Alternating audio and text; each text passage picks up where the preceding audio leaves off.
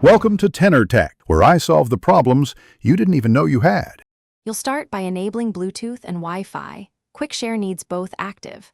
Once done, unlock both phones and open settings, then connection and sharing, and tap QuickShare.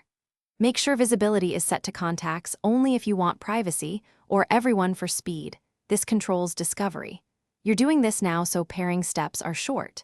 Tap the QuickShare icon in the share sheet on a file to begin.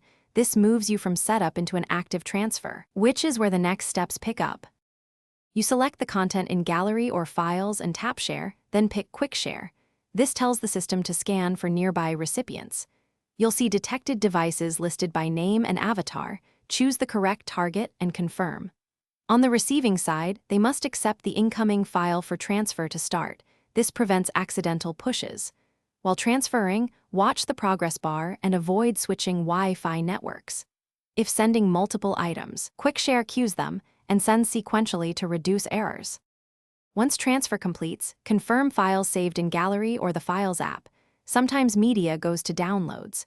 If a transfer stalls, first cancel and retry, then toggle Bluetooth and Wi-Fi on both devices and relaunch QuickShare because a reset often clears transient radio glitches. If discovery fails, set visibility to everyone briefly to force detection, then return to contacts only.